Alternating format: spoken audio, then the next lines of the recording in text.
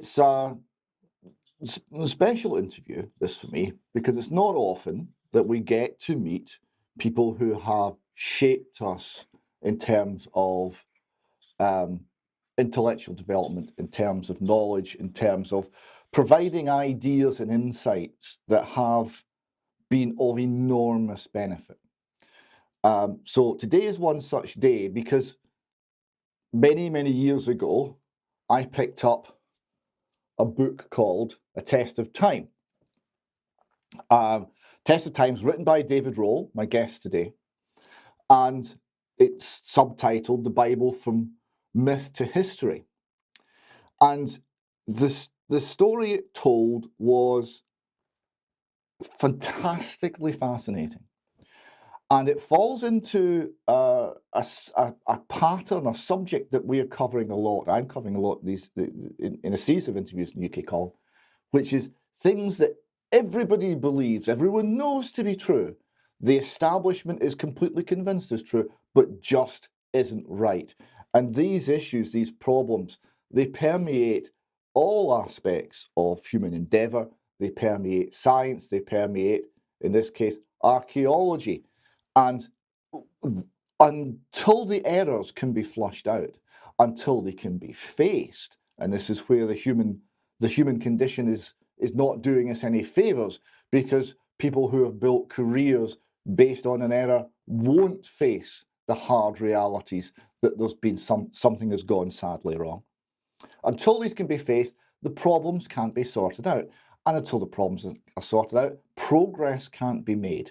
And the science, the investigation, it wallows, it doesn't move forward, and opportunities are lost. So the people who will come along and will have the courage to face the hard truths, to say the unpopular things, they have to be greatly treasured. So, David, welcome. Welcome also. Yes, that's lovely to see you, David. Two Davids at the same time. I found Test of Time, as I say, to be a very important book in my intellectual development. I found it really first class. I'd like to start with the core underlying error and how the underlying error that affects chronology and time and the study of Egypt and the ancient world, how you discovered that error and what the error was and how it originated. Well, it goes back a long way, actually. It goes back to early days of Christianity, essentially, because in the Bible, we have the first chapter of Exodus talking about the Israelite slaves building a city called Ramses and another city called Pithom. But Ramses, of course, was always associated, even from the classical period, with King Ramesses II. So the automatic assumption has been, for scholarship for hundreds of years now, is that King Ramesses was the guy who enslaved the Israelites and in the time of the Exodus. So the Exodus took place in the time of Ramesses II. But the real problem with that is that the place where the Israelites were living in the land of Goshen had many names at different periods. And so there is an earlier archaeological site there, which is much more likely to be the correct one. However, we've accepted for donkey's years, and you see it in the Cecil B. DeMille movie and all the other movies, that it's Ramesses II who's the pharaoh of the Exodus. So that's our first anchor point that was made. Moses must be contemporary with Ramesses II. And then there's another biblical link which scholars latched onto when Champollion deciphered the hieroglyphs in 1822. He then went to Egypt and discovered an inscription by a pharaoh called Shoshenq at Karnak. And he knew his Bible pretty well, and he associated this Shoshenq with the campaign that was inscribed on the wall of the temple at Karnak with this pharaoh that's mentioned in the Bible, the first one to actually be given a name in the Bible, called Shishak. And he was notorious for plundering the Temple of Solomon in year 5 of Solomon's son Rehoboam. So there was a link there made by the Egyptologists through Champollion between this pharaoh Shishak of the Bible and the Libyan pharaoh of the 22nd dynasty, Shoshenq I. And that was another key anchor point. And so chronology was constructed around these two biblical links. Egyptologists used the Bible to date the time of Rehoboam and also the time of Moses through the biblical text through the biblical chronology, and they dated Egyptian dating systems to those biblical dates.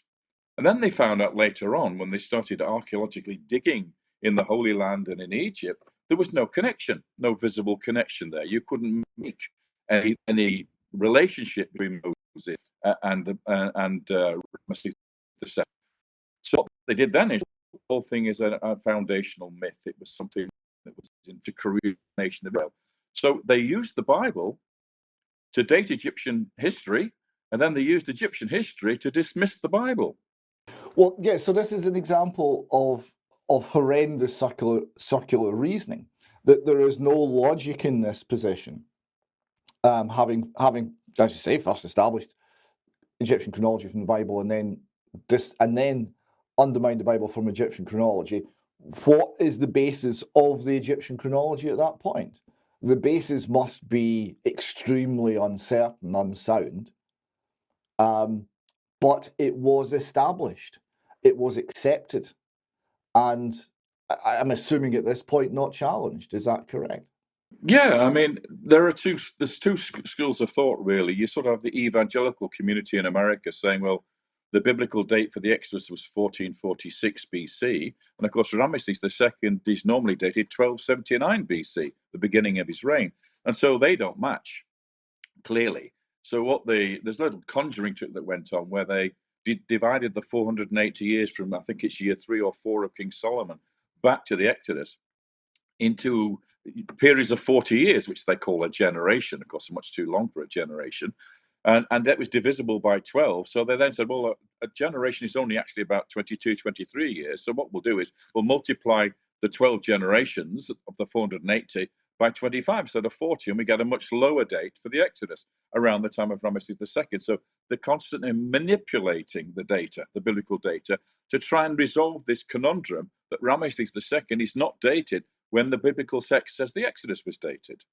How did you get involved in this whole controversy? What was your way into saying, well, actually, there's more to this. There's an error being made, and I have an idea as to what it might be. What was your route in?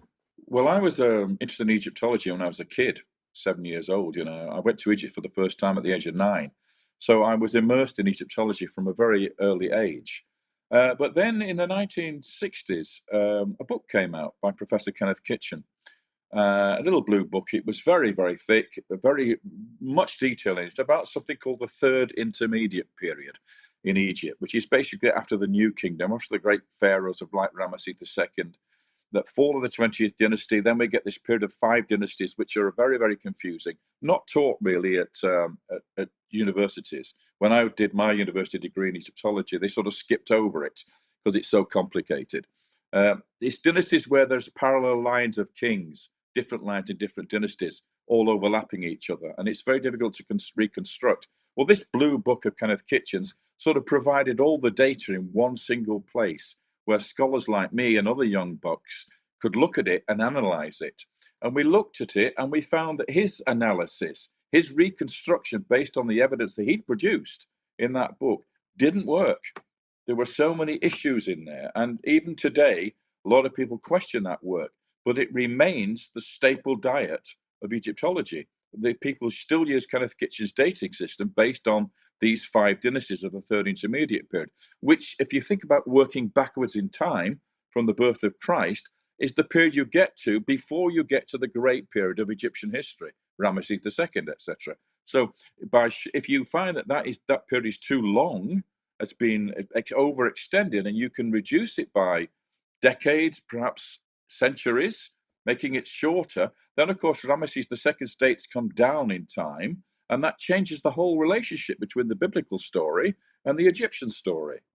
When we're looking at the biblical story, one of the things that gave me first attracted me to this as a question, was the controversy concerning Jericho. Now, Jericho, the biblical line, was taken by Joshua. It was part of the conquest.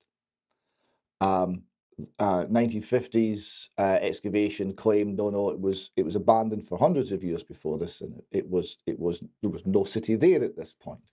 So this was entirely incorrect. But But the actual detail of what they discovered in that excavation entirely matched the biblical record. The walls had indeed fallen down flat. The city had indeed been destroyed by fire. The storehouses were full. Nothing was taken in terms of food or grain. It was all burnt. Every detail of the biblical record was there in the archaeology, but the archaeologists were completely dismissing it. Now, the evangelical community, some of them, looked at this and said, well, the problem here is clearly the Bible's right, and clearly the archaeologists have just got it wrong. And the exploration of what just getting it wrong meant was essentially, well, they've said that there should be pottery if it's of that age, and the pottery's not there, and they're dismissing this because of something that's not there, not something they've found, and it's just because it was a backwater, it was off the trade route. So they start to assemble a reinterpretation of archaeology to try and fit the Bible record. And this reinterpretation of archaeology doesn't satisfy the highest standards of archaeology and doesn't fit. So that looks off. But the other side is the biblical record is describing exactly what the archaeology showed. So there's this mismatch. There's these two stories, and they seem to have half a truth.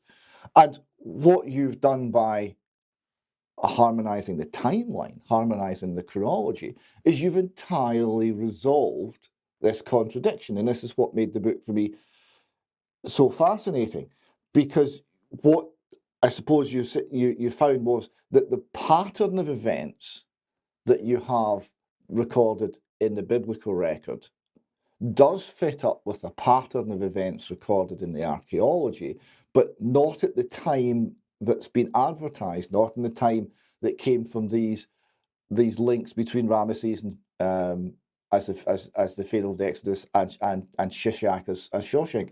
So throwing those anchor points aside, you've then gone in and looked for other anchor points, something more reliable. Is that the approach you've brought here? Well, first of all, that was an excellent explanation. I mean, yes, that was very clearly demonstrated. The problem here is that you present something like that where you have very clear archaeological evidence for a time in which that city was destroyed, matching the biblical narrative perfectly with the walls falling down, the grain stores being burnt, etc., and the place being abandoned for over 6 centuries. Okay, so when you then go through that 6 centuries of abandonment, you find that Ramesses II is sitting there in the middle of the period when there was no city there. So Joshua, after Moses, 40 years after Moses, destroyed that city, but there was no city to destroy. Now, wouldn't you think that would set the alarm bells ringing with the scholars saying, well, hang on a minute, we must have our timeline wrong, surely? No, no, no. What they end up doing then is making all these changes in the actual archaeological evidence and in the historical record and reinterpreting it to try and find a way to explain that. So what they do is they say, well, Joshua never existed, that Jericho was not destroyed by the Israelites, that they passed there hundreds of years later, this ruin, and somehow it became part of the story. Well, that's not what the Bible's telling us at all. So they then extend the thing backwards and say, well, if Joshua never destroyed Jericho, then surely Moses was never in Egypt and neither were the Israelites. So the whole thing becomes a fashion myth based on nothing. There's no historical evidence for it whatsoever and no archaeological evidence. And all I did was said, well, hang on a minute, this third intermediate period that Kenneth Kitchen had devised, as it were, was too long. So we'll shorten the Egyptian chronology, we'll lower the dates coming down, and then we end up with Jericho being destroyed exactly at the time 1406 for the conquest in the Egyptian dating scheme. So you shorten the Egyptian dating scheme and you find that the conquest of Jericho takes place exactly when the Bible says it did. And at that point, you start to see the archaeological evidence and the written record from Scripture tying up. So how much of a tie-up did you find? I mean, just explain some of the things that you then found correlations between the written record and what's in the ground. Okay, well, this was the interesting thing because the scholars have sort of admitted that there were similarities between this conquest that was described in the Bible and the destruction of the Middle Bronze Age cities in the Holy Land in Canaan. And then if you go before that to the time of Joseph arriving in Egypt and the Israelites turning up with Jacob, that's all in the ground there at this place called Avaris, which is underneath the city of Ramses mentioned in Exodus. So you see, there's a city below Exodus, below the city of Exodus, according to the conventional dating scheme, and this is the real city where the Israelites were living, and they became enslaved, and we see that in the archaeology, and then we see them completely disappear from the site. There's a huge plague. There's people thrown into pits into the ground willy nilly, and then the entire population of Semites disappear. They leave and the city is abandoned. That describes the Exodus to me perfectly. But before that, we have this figure Joseph. There is very powerful member of the government of Egypt under Pharaoh. He's actually a vizier, a very powerful man, and that is reflected in the stories, the archaeology we find, and the history we find at the end of the 12th dynasty in Egypt, which is the period of the Middle Bronze Age, Middle Bronze 2A. So all that fits. But then the scholar said, well, yeah, that all seems to work quite well. But David, you can't do that all the way through history because it doesn't work for the period after the Exodus and the conquest. So my latest books are all about how it really does fit. And so I'm going through the process of writing about the Judges period in terms of the biblical story, and then the United Monarchy of Saul, David, and Solomon. And I'm finding links all the way through that period that match the archaeology. So, for instance, let me give you an example. The sacred place called Shiloh, where the ark was kept in the hill country, and that was established early on after the conquest. Well, that place was built towards the end of the Middle Bronze Age, which is when I've got the conquest taking place. But in the conventional dating scheme, it's built hundreds of years before the conquest, and therefore it cannot be the place that the Israelites built. It must be some Canaanite establishment from a previous period that they simply reoccupied. Well, I don't buy that. You know, the Israelites wouldn't have done that. They would have established on a virgin site their sacred place. They wouldn't have gone and borrowed some Canaanite place. So these are the sorts of things that come to light when you have the revised dating scheme and which do not work in the conventional dating scheme. One of the very interesting things about the biblical record is the position of Egypt, because Egypt's had hegemonic power for a lot of the time. The Levant, Israel, Palestine, the Lebanon, all of these areas, what makes them geopolitically so interesting over centuries is the land between empires that's always been a series of buffer states. And as you get the major powers falling away, the buffer states can gain independence. And as the major powers come back into a dominant position, then the buffer states start to get pressured and squeezed. And you see this narrative through the biblical record. Now, the thing that one of the other problems with the idea that Ramesses is the Pharaoh of the Exodus is during the conquest, the children of Israel come to Canaan, and they go through the conquest, and there's not a mention of an Egyptian anywhere. It's like the empire, the Egyptian military force, the Egyptian might has been temporarily wiped from the face of the map.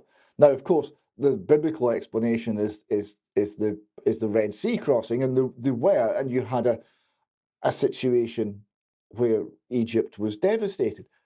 But of course, Ramesses is the opposite. Ramesses was a high point in Egyptian might. So again, this didn't tie up. When you're looking at the corrected,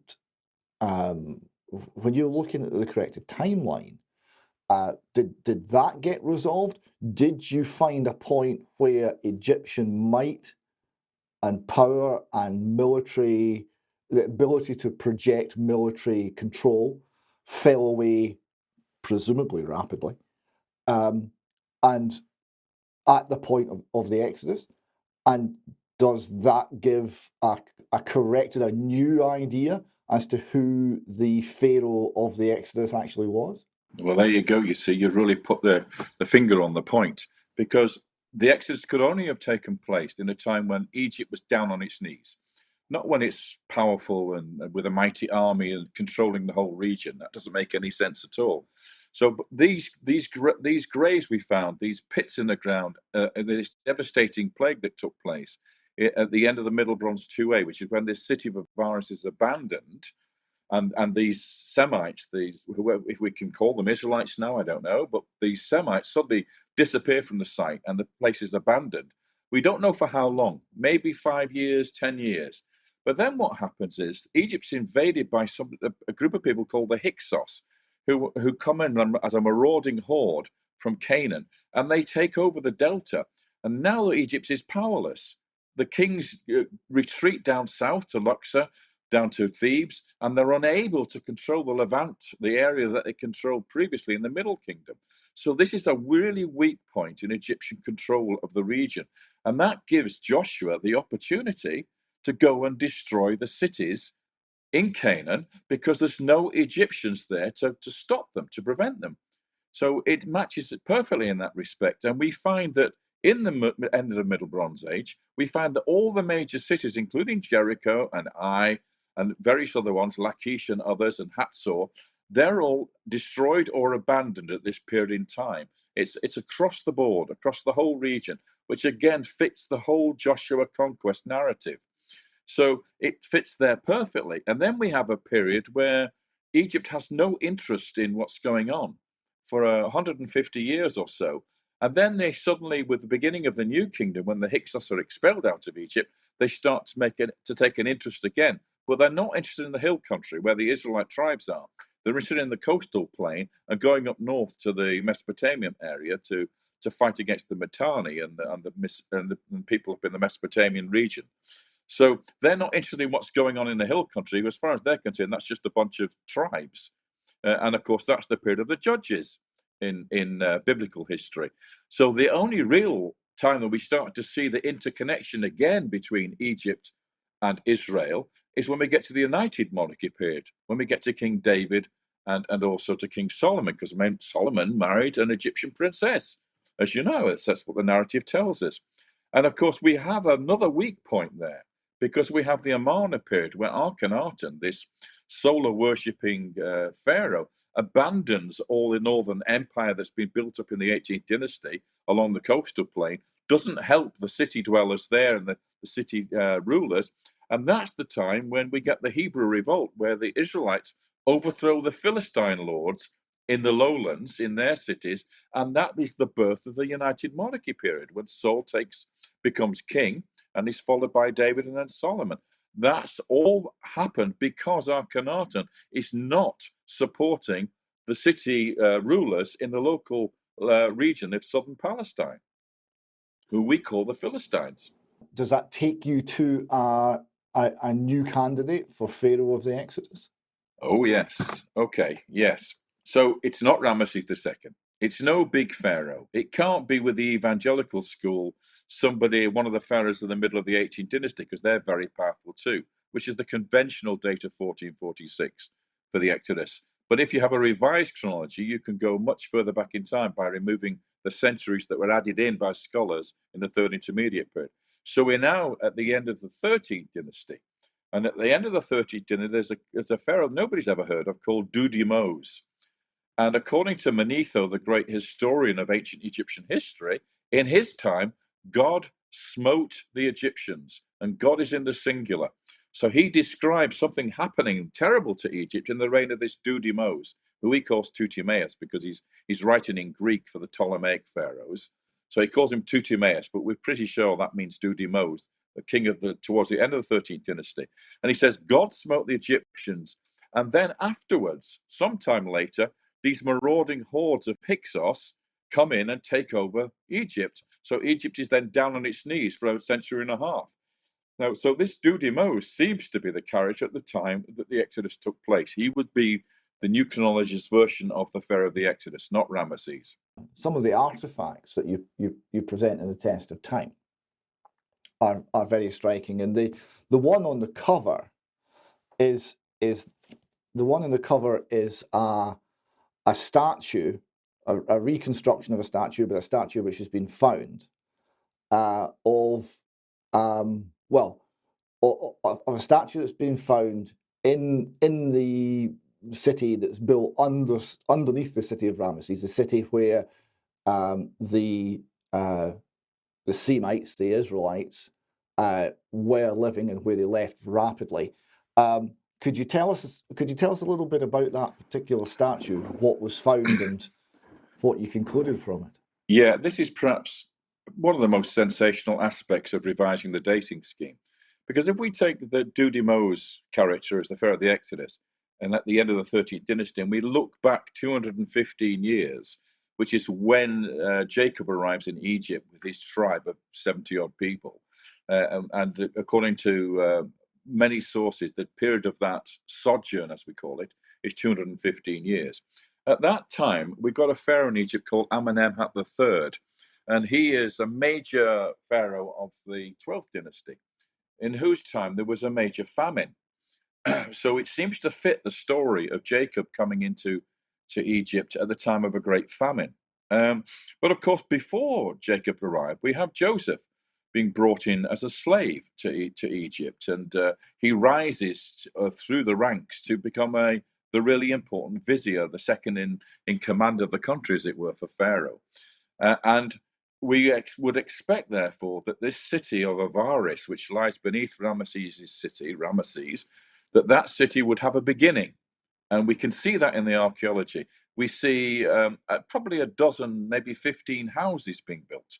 That's about enough for about 70 people arriving in the time of Jacob. But we also see what we call a Syrian Mittelsaal house, which is the type of house that was built up in northern Syria, which is where Jacob came from. So it's unique to Egypt to find this particular house there at the beginning of the settlement, surrounded by these other smaller houses. Now, when the person who lived in that house died, it was demolished. And let's just call that Jacob's house for the moment, because Jacob was then taken and buried in Machpelah Cave in Canaan. He was taken to be buried with the ancestors. And then on top of this demolished building, there was a large Egyptian palace constructed. But the owner of the palace was not Egyptian. He was a Semite. He was a Semitic person.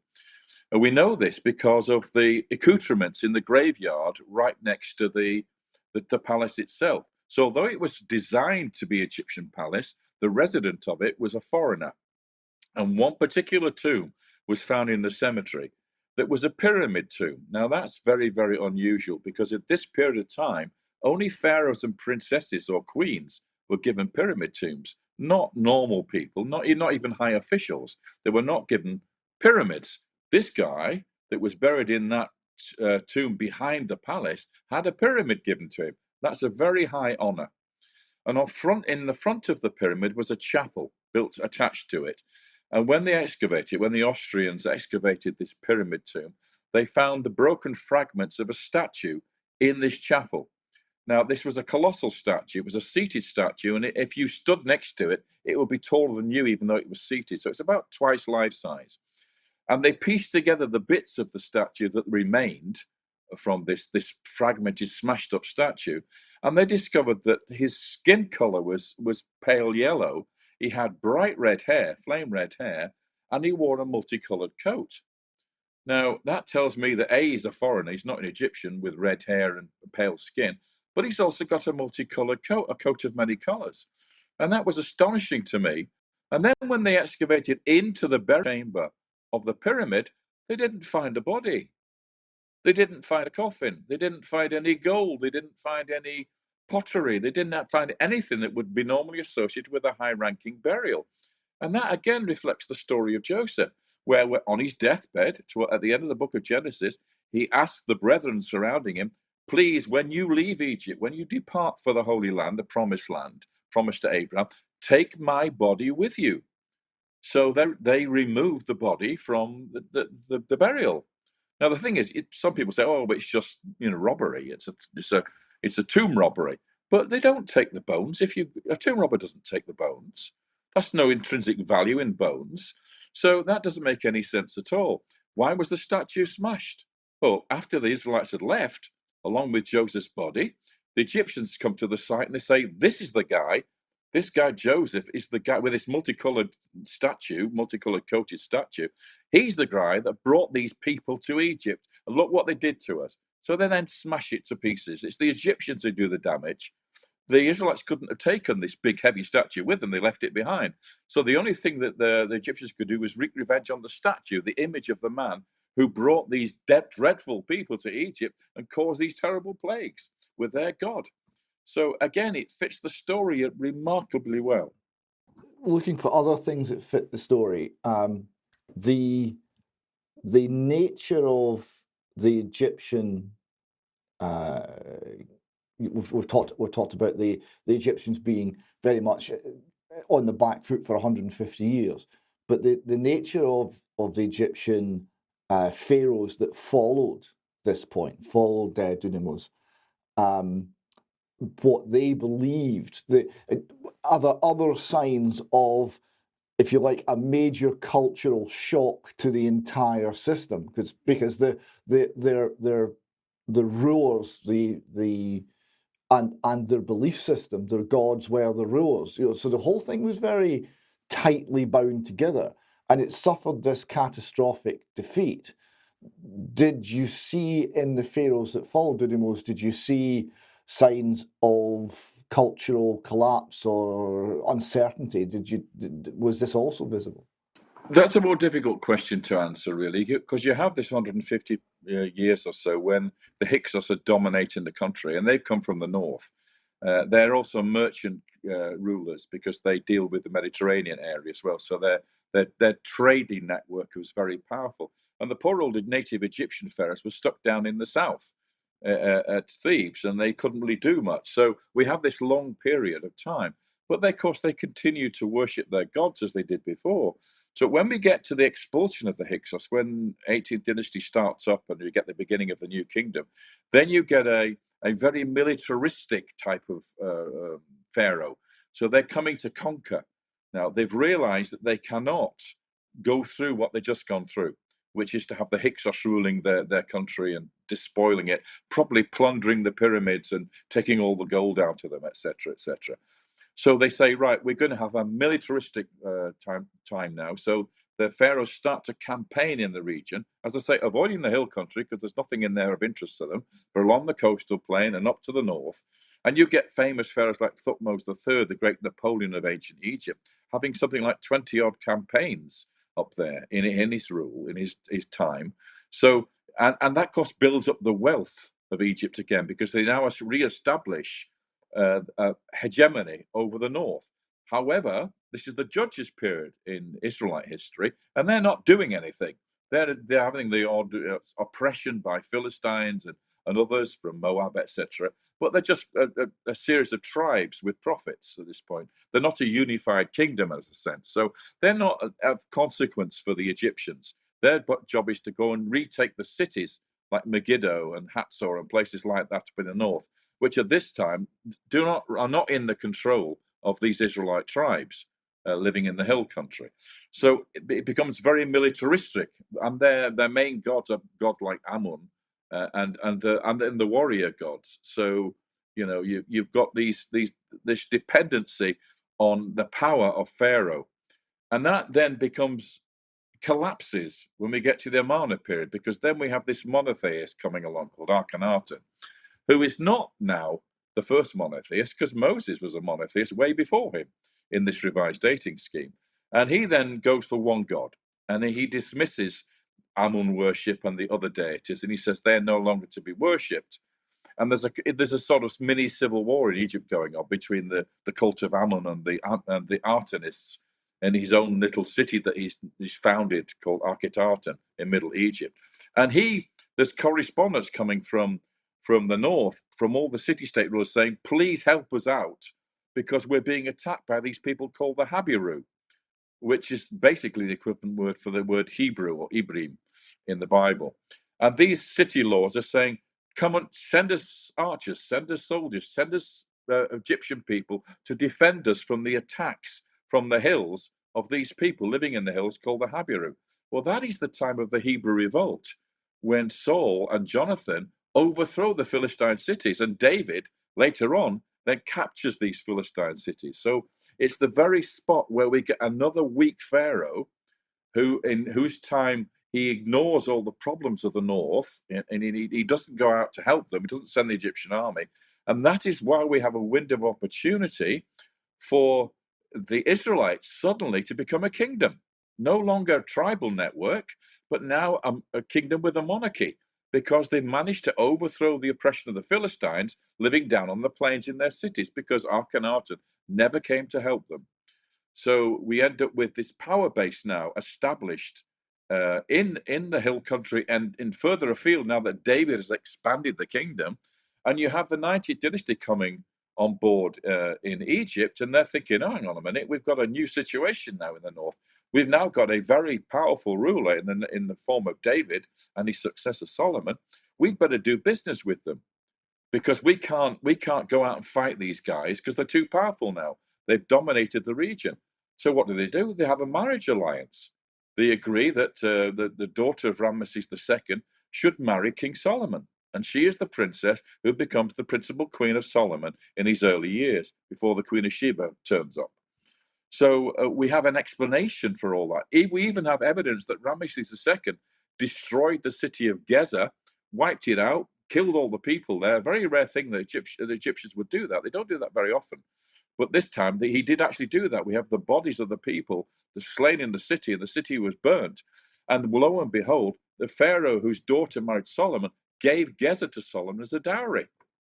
So there's your perfect match again. Remarkable. So I'd like just to go back a stage now. Another one of the things which has caused a great deal of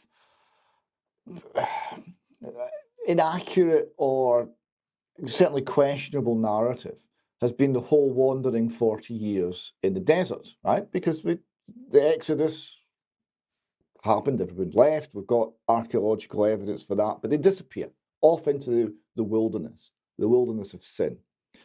And 40 years is a long time to wander anywhere. I mean, you think, just out of sheer randomness, you would bump into something that looked like civilization in less than 40 years. And a lot of even the sort of evangelical narratives have them kind of wandering around Sinai for 40 years. And Sinai's not that big. And then you've got the question over where was the site of crossing the Red Sea. This is an area that's also been very hotly contested, including in some people who claim to have found the site, and I don't know if you rate their claims or not. Is that an area that you've been studying? Have you got into those sorts of questions as well? Yes, and obviously you have to respond to these guys who were proclaiming that the whole episode took place in Saudi Arabia, that Mount Sinai and the tablets was Jebel El Lawz in Saudi Arabia and not in Sinai Peninsula. So yes, you have to look at this sort of stuff, and there's so much evidence that shows that what we really are dealing with is a crossing of the Reed Sea rather than the Red Sea, Yam Suf, on the border of Egypt. And in those days, the border of Egypt was pretty much where the Suez Canal is today. Sinai wasn't really part of Egypt. It was a place they've sent expeditions to mine turquoise and copper, but they never actually proclaimed to have owned it at all. They sent armies out there with workmen, mostly Semites from Avaris, by the way. They were the people who were sent out there to go and mine this turquoise, etc. So you have to think of the border of Egypt being where the Suez Canal is today. And in that spot, in ancient times, there was a large lake called Bala Lake, which was surrounded by reeds, and that is the Yam Suf mentioned in the biblical text. It's called Pachuf in the Egyptian text, and an Egyptian ch becomes Semitic sa, so it becomes Pasuf, and that means the reeds, the same as Yam Suf, the sea of reeds. So the word yam in Hebrew doesn't just mean a large sea; it can also mean a lake as well. So you have the Dead Sea, for instance, as yam, and so is the Sea of Galilee. We call it the Sea of Galilee. It's actually only a lake. So yam just means a large body of water. So we have that situation going on. Now, going into Sinai, we can actually find the toponyms mentioned on the route, which is mentioned in the route of march of the Israelites down to the mountain of God, Mount Sinai, Mount Horeb, and they match. We have the names which match on that. One of the places that matches particularly is a place called Dofka in the Bible. One of the places Moses records as them staying at, and that's called Dumofkat in Egyptian. It means the mountain of turquoise, and there, all over the caves in there of the mines of the turquoise mines, is a new form of writing. It's called Proto-Sinaitic, and it's Egyptian hieroglyphs, but they don't read Egyptian. You can't read it as Egyptian text. What it is some clever person has used those Egyptian hieroglyphs and then thought of the word that they represent. So, for instance, Aleph is the head of a bull, or an ox. So that becomes the letter A in their alphabet. They're inventing an alphabet here. Bait is the plan of a house, Egyptian plan of a house. That's the word bait becomes the letter B. So they create an alphabet, the very first alphabet in the world. They create it. Some Semite does this there. And we can now read those inscriptions in Sinai, and they appear to be the words of Moses. They refer to manna and how you should eat manna and how you should follow the Father in the way that you eat manna, because there's special rules about that. It also refers to bringing these people out of Egypt. That they call it a garden, an oppressed garden, and the oppression being the slavery period. So there are texts in Sinai which seem to be the work of Moses, and they seem to be in Hebrew. So we can be absolutely sure, I think, that these events took place in Sinai. But your question about 40 years is interesting, because they didn't wander for 40 years. They settled at a place called Kadesh Barnea. So they maybe spent 2 or 3 years wandering, and then they settled down in a place called Kadesh Barnea. And that, according to tradition and all the research that's been done recently, is where we find Petra today, the Rose Red City. But before the Nabateans built Petra, it was the place it was actually called the Valley of Moses. And there's the spring there, which fed water to the population. So that seems to be the place they stayed for many, many years, building up their forces, preparing to go into the promised land to conquer it. And that may have taken 35 to 40 years before they invaded the promised land. So they weren't wandering all around Arabia. They were basically settled in this desert area to the east of the Arabah, in this very, very part of Sia, this very mountainous part of Sia, but with a life-giving spring which would have provided the water for them to survive. Hopping around a little bit here between Yeah. subject matters, but just to go back to Joseph, you talked about water sources. Now, here's what I understand to be the case, and I want you to tell me if I'm wrong, because this is all about things that you believe and that just ain't so. So there is a canal which is essentially connected to the Nile system, and it's called Canal Yusuf, Canal of Joseph, and then it leads to an area which before irrigation would have been desert, but is a huge, now sort of roughly triangular green area, visible quite clearly on satellite images of Egypt. And the suggestion is that the canal is in fact a canal built by Joseph. This was part of the works in preparation for the famine. This is part of the works to better utilize the water source in the Nile and to irrigate and generate grain from a greater area. Is there anything in that? Is that correct? Is that an error? No, this is much more than that, actually.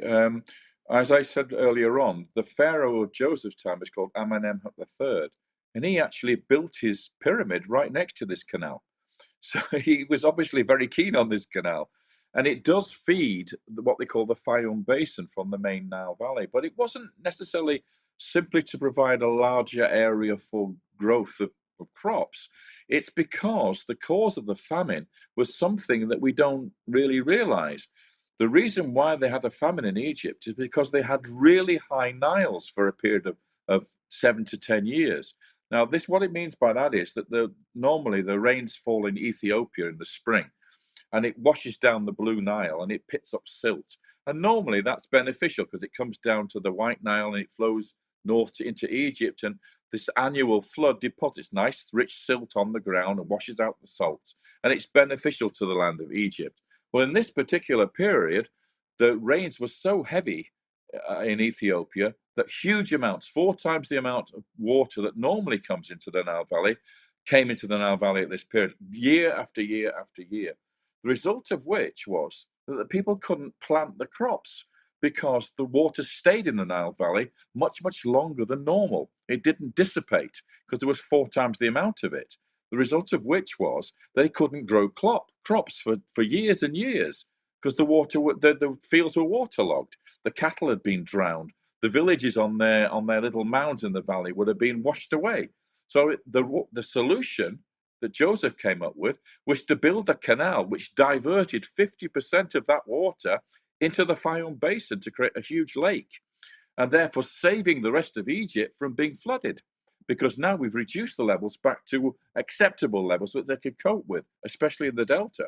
So it meant that they could continue to grow their crops, even though the waters were too high prior to that, because he solved the situation. So he's obviously a brilliant man with brilliant ideas and an excellent engineer. And he constructed this Bach Yosef, the waterway of Joseph, to divert 50% of the water away from the Nile Valley. And going a bit further back, we've talked about the errors in the timeline and how crucial they are. Now, there are other controversies over timelines, and this is between different translations of the Bible.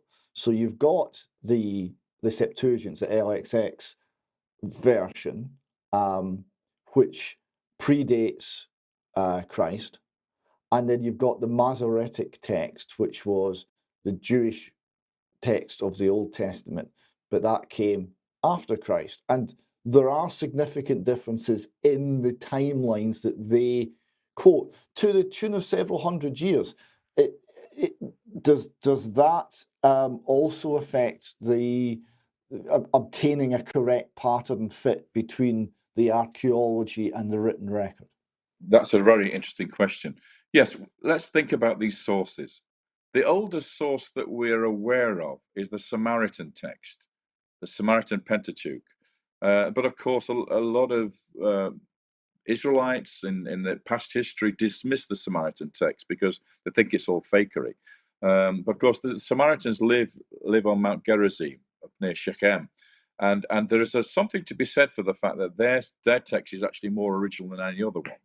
Then you have the Septuagint, the Greek version, which was written by 70-odd Jewish scribes, scholars, for the Ptolemies living in Alexandria, the pharaohs there who built the Alexandrian library. They wanted to have the history of all the different nations, so they commissioned 70 rabbis to write the story of the Pentateuch, the Old Testament. In fact, not just the Torah, but the whole thing, the Tanakh, the entire Old Testament.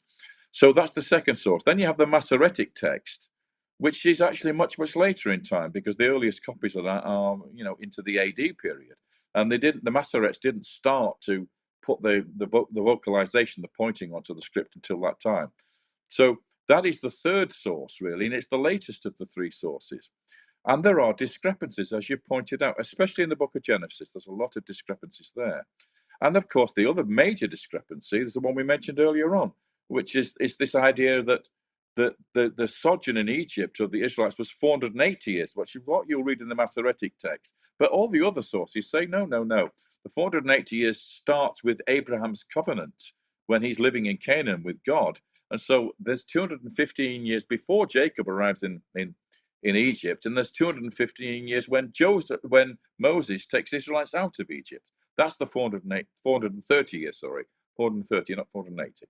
480 years from the time of King Solomon's temple back to the Exodus. 430 is the time period we have in the Masoretic text for the sojourn itself in Egypt. Whereas the other sources do not have 430 years. They have the 215 years in two slices, two periods. So yes, it can affect the way you reconstruct the history. I would accept a 215-year period from Jacob to Moses, not 430 year. That's too much for me.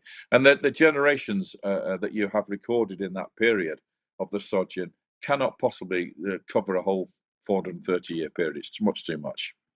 This timeline and getting the timeline correct, fair to say that this is absolutely fundamental in understanding ancient history, understanding biblical history, and piecing together a coherent view of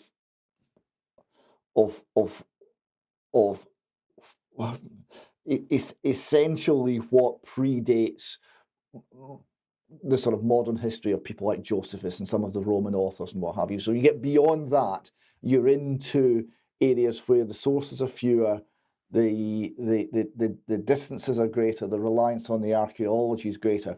And if that chronology, if that timeline is out, then you have only confusion. And if you can get that corrected, then all of a sudden it starts informing your understanding of where we all came from, ultimately, because the Middle East is a source for civilization. Am I overstating the importance of getting this correct? No, you're not at all. I think that one of the most difficult things people don't really understand about the timeline is that when you get to the birth of Christ, going backwards in time, we have a completely different dating system after that. Because we date our what are we on now? We're in 2023, since the birth of Christ, even though the birth of Christ wasn't on year 1. Actually, we think pretty much certain it was year 4 BC, maybe even 6 BC when he was born, but that's another issue. But then when we get to that marker point, that 0 point between the AD and the BC, we're going backwards in time, and we have nothing we don't have these fixed dates that we have in our system that we have today that we use, because they relied on something else. They relied on something called regnal dating, because they didn't know Christ was going to get born, so they couldn't possibly know that Ramesses II came to the throne in 1279 BC. That would be nonsense. That would be the future as far as Ramesses II is concerned. So they didn't date BC, as it were. That's something that scholars have made up. They've done that. They've worked it all out for themselves. And that's right as we started with our conversation today. They use the Bible to date certain things, like Shoshenq I, the founder of the 22nd dynasty, is dated to year 5 of Rehoboam, which according to the Bible is 925 BC. So he's locked in there. Smack on that one. And then you work backwards to Ramesses II, and you get 1279 BC for the beginning of his reign. It's all calculated. So if there's the link between Shoshenq and Shishak is not real, it doesn't actually match the data between the Egyptian pharaoh and the biblical pharaoh, then your anchor points have all disappeared. And then you have to rework it again. So if the third intermediate period has to be shortened by several centuries, then Ramesses II's dates come down by several centuries too. So it changes everything. So you've got to get those dates right. And the way you find out if those dates are right is if what you look in the archaeology and what you look in the ancient text, and I will include the biblical text in that reference, then start to make sense.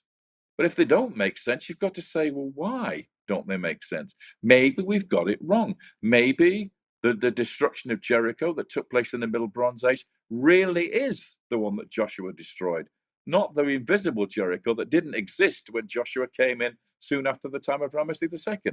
You've got to start looking at the evidence and seeing how it fits together with a different dating scheme. And what you're describing here is a degree of humility in first saying we could be wrong.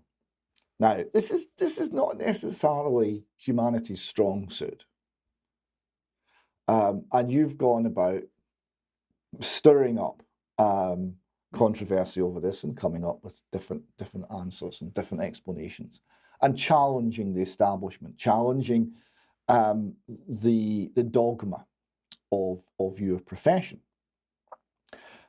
could we just finish this interview today with just discussing a little bit about what that's been like to do? What sort of reaction have you had? How much support? How much hostility? Has it been welcomed? Has there been interest? Has there been avoidance? What sort of reaction have you found? Well, that was the thing. When I put this together, and I worked on this chronology from the late '60s through, actually, and then I published The Test of Time in 1994 with the TV series Pharaohs and Kings. There was uproar, absolute uproar, especially from Kenneth Kitchen, who was, I mean, he's a decent fellow and he's a very brilliant scholar, but he was most miffed by the TV series. He didn't like it at all, and he's an evangelical Christian himself. So he then sent off a few letters to America to various colleagues over there, basically saying that the whole thing was 98% rubbish, what I'd presented. And funnily enough, I ended up getting 5 copies of that letter sent back to me because it had spread around the world like wildfire to all these evangelical scholars and professors. So I actually ended up receiving 5 separate copies of that email. Well, it wasn't actually an email, it was a letter at the time. So I got to read it, and it was funny what he was writing in there. And he basically said it was just somebody trying to raise their profile to make money and all the rest of it. It wasn't so much challenging the issues that I'd raised. It was all about attacking the personality, and that's what you find. And I was a bit naive because I thought, well, no, maybe people would debate it and discuss it, and as we've been doing today, and coming in with counter arguments and counterpoints. That's not the way it works, I'm afraid, within academia and the establishment. So we got very, very strong resistance from most areas of academe, apart from what I would call the younger scholars, the ones who are PhD students who, we were debating all this at University College London when I was there, and they were interested in it, and there are some of those scholars now who have now reached the higher echelons of the scholarship in Egyptology, who are much more open-minded, and they don't always agree with what I have to say, but at least they will debate it and find it interesting. And then we have the other side of things, which is the evangelical lots. Now, they are, funnily enough, you'd think they'd leap on this and get really excited about it, but oh no, not for them. No, they must follow Kenneth Kitchen, who's the high priest of chronology, and his dates are the ones they have to work with. And so they end up in a quagmire of trying to explain why Jericho's not there at the time of the mid-18th dynasty, etc. So you have that group there. So there's 2 sides, really. There's the evangelical side and there's the academic side. And then you have a third group, of course, which is the general public. And the general public seem to love it. I mean, they get excited by it because they're not encumbered by the chains and shackles of academia. They just see the logic of it. They see the evidence, because as I try in my books, I try to show the evidence visually. So to them, it makes absolute sense. And they scratch their heads and say, well, why are the academics not taking this on board? And my only answer is continental drift theory. Look what happened to that. It took a generation before that was accepted. I'll probably be buried in my grave before it's going to be accepted, if it ever is going to be accepted, to be honest. This is the issue, and it applies in physics, it applies in all sorts of the quote hard sciences too, that the new idea only really gains traction when the adherents of the old idea die. And it's the new generation that takes it forward. It is astonishing that the evangelicals have not seized on this. I find that quite gobsmacking. And of course, the other team, and I have asked about this, and they seem utterly disinterested, is of course Jewish archaeologists. I'd have thought that they would be the Jewish archaeologists, and indeed the religious part of Jewish society, would have seized on this with gusto, but that doesn't seem to have happened either. Is that correct? You're right, yes. I mean, they base their reputations on the existing chronology, the existing timeline. So, but even somebody like Finkelstein, Israel Finkelstein, is really the doyen of Israeli archaeology. I mean, he's actually revised the archaeology of the Holy Land by about 90 years. He's lowered it by 90 years. But he says, even though he says he's done that, He says, well, you can't change Egyptian chronology by more than 10 years maximum. So we're not interested in a revision that's centuries different. They say it's impossible to do it, but they close their minds to the evidence, and they don't really have a view of what that evidence is. They don't bother to read it. They don't bother to look at what what I'm presenting. And so you're stuck in this area where it's all about reputations and making sure their reputations aren't destroyed. They've spent their lifetimes writing books about it. And here I am trying to say, well, you got it completely wrong. And the same goes for the Greek archaeologists with the Greek Dark Age. Same sort of issue. There's a 300-year Dark Age in Greece where nothing happened between the Trojan War and the time of Homer. And that's not in any of the records of Greece. You don't find any mention of a Dark Age, but we have one. Why? Because they date their Bronze Age culture, their heroic age, via Egyptian dating. So you have the same issue in other civilizations around the ancient world, all based on the fact that Egyptian chronology is actually overextended. Yes, it's. I was interviewing a specialist in organic chemistry who is critical of the whole issues relating to origin of life research, and he made this point as well, that he gets this sort of similar, very hostile reaction. He says, I can understand the problem because these people have put an entire life's work into a particular effort, a particular worldview, and I'm coming along and saying it doesn't make any sense. It's fundamentally flawed. So I can see how that would upset them.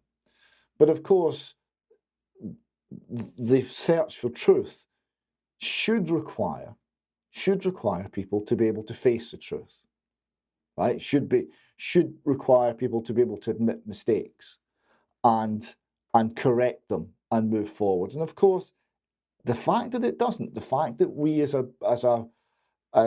human beings are so bad at this, must hold us back in ways we cannot imagine.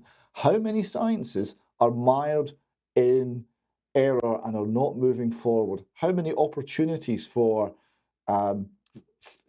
fantastic knowledge or scientific advancement are we missing because we're not able to say, yeah, we got that wrong.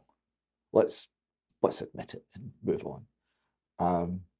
So I think this is a problem that's intrinsic to the human condition, and that makes it all the more special to talk to someone who's willing to challenge orthodoxy. David, it's been a delight to talk to you today. I hope we can do it again soon. I know there's an awful lot more we could cover, but we'll have to close at this point. But until next time, thank you very much.